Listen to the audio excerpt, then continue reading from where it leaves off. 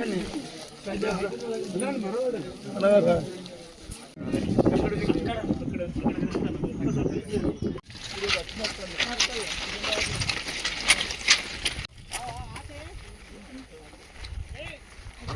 కలవట కడికి వచ్చినాం రా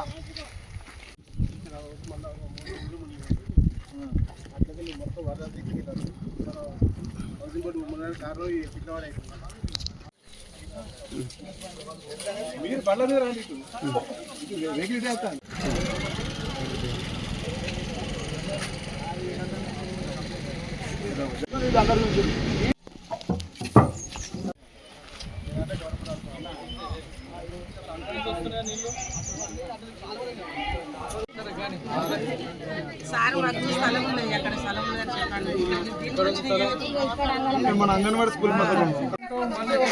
ఈరోజు జమ్మికుంట పట్టణంలో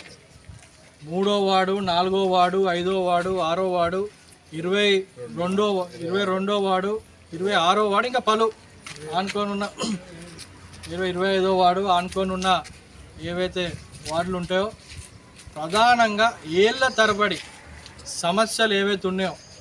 వాటిని శాశ్వతంగా పరిష్కరించడానికి వచ్చి ఇక్కడ ఏం చెయ్యాలి ఇక్కడి నుంచి, ఎందుకంటే ఇక్కడ చెప్తున్నారు కేవీకే నుంచి నీళ్ళు వస్తున్నాయి, ఇక్కడ జంక్షన్ వస్తుంది. ఇందాక ముఖ్యంగా మొత్తం మన జమ్మికుంట పట్టణంలో చూస్తే హౌసింగ్ బోర్డు కాలనీ ఒకటి, ఇప్పుడు 26 వార్డుల ఏదైతే ఉందో మేజర్ సమస్య ఉంది మొత్తం పట్టణం. అందరు చెప్పేది కూడా, ఇక్కడ ప్రజలు చెప్పేది కూడా అదే. సో దానికి పరిష్కారం, శాశ్వత పరిష్కారం కావాలంటే 3-4 వార్డుల నుంచి ఏవైతే వరద వస్తుందో, డ్రైన్ సమస్య ఉందో అవన్నీ పరిష్కరించుకుంటూ రావాలి. సో దానికి ఇప్పుడు వచ్చి మేము అందరం పరిశీలించినాం. రేపు వెంబడే అధికారులను కూడా సూచించి ఆదేశాలు ఇచ్చి వచ్చి ఏమేమి సమస్య మేము అందరం ఇప్పుడు ఏదైతే పరిష్కరించినామో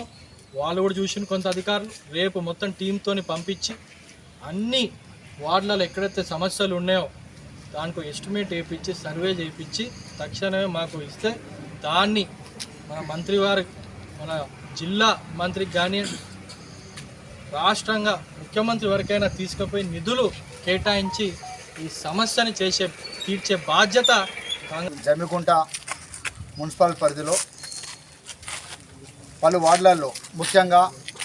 3వ వార్డు 4వ వార్డు 5వ వార్డు 6వ వార్డు 22వ వార్డు 26వ వార్డు, దీంట్లో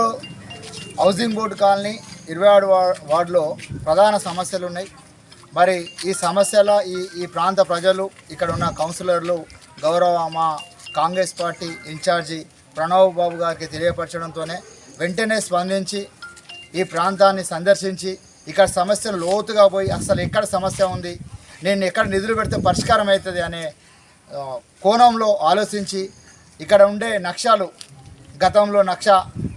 తీసుకొని దాన్ని పరిష్కరించే మార్గంలో తన ఇన్ఛార్జి కోటాలో, ఆయన నియోజకవర్గ ఇన్ఛార్జిగా ఉన్న తన అన్న దగ్గర నిధులున్నాయి కావున